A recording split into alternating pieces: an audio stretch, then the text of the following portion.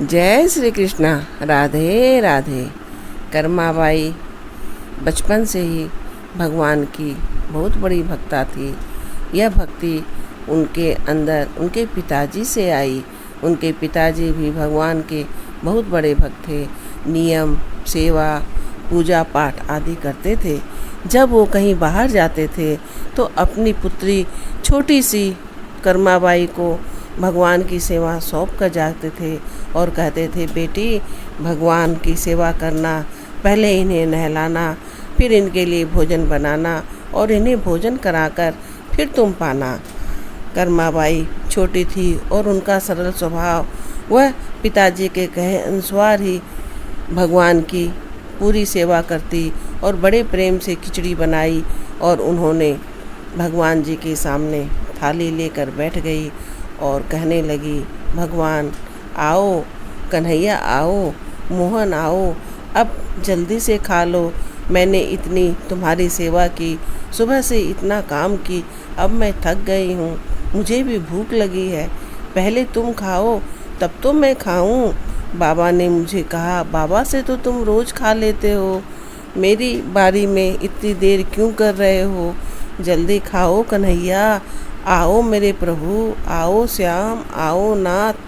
कर्माबाई छोटी सी प्यारी सी भगवान से बहुत प्रार्थना करती, तुम जीवो तब मैं जीऊँ, मुझे बहुत भूख लगी है।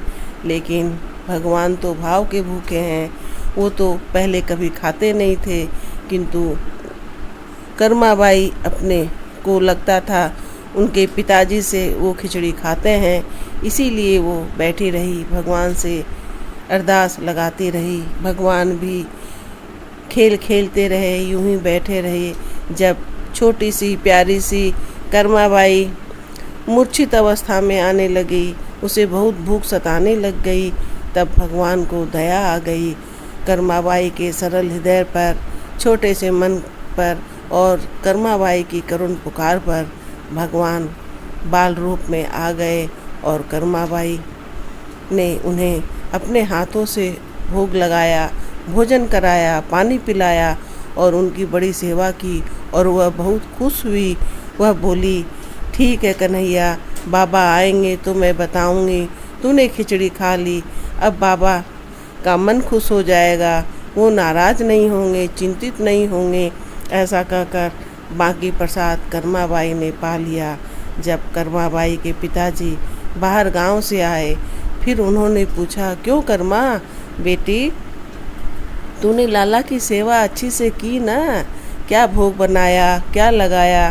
कर्माबाई ने कहा, हाँ पिताजी, आपने जैसे जैसे कहा था मैंने मंदिर में वैसे ही सारी सेवा की। भगवान का मंदिर साफ किया, भगवान को नहलाया, तिलक लगाया, उनको साज श्रृंगार सजाया, फिर मैंने खिचड़ी बनाई और भगवान को खिलाया।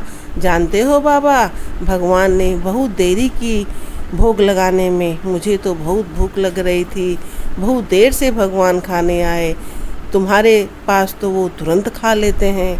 उनके पिताजी अवाक रह गए, तुम क्या कह रही हो? हाँ हाँ बाबा, भगवान ने खिचड़ी खाई, उन्हें बहुत पसंद आई। उसके पिताजी सोचे कर्मा झूठ बोल रही है। फिर उन्होंने दूसरे दिन कहा, आज भी तू ही भोग लगा, और उनके पिताजी छुप कर देखने लग गए। जब कर्माबाई भोग लगा रही थी, भगवान बाल रूप में आके कर्माबाई के हाथ से खिचड़ी खा रहे थे। तब कर्माबाई के पिताजी दंडवत हो गए और कर्माबाई को प्रणाम करने लग गए। धन्य है तेरी भक्ति, धन्य है तू जो तूने भगवान को अपने हाथों से खिलाया। मैं तो बूढ़ा हो चला, आज तक मैंने भगवान को देखा नहीं था। तेरी ही सेवा से, तेरे ही पुण्य से आज मैं भगवान के दर्शन कर सका हूँ। धन्य हो कर्माबाई। ऐसा कहकर उनके पिता ने उन्हें बहुत आशीर्वाद दिया और कर्माबाई बहुत बड़ी भक्ता थी। हमें भी कर्माबाई से यह सीख लेनी चाहिए। हमें भाव से, मन से, सरल मन से भगवान की प्रार्थना करनी चाहिए, सेवा करनी चाहिए और वो सुन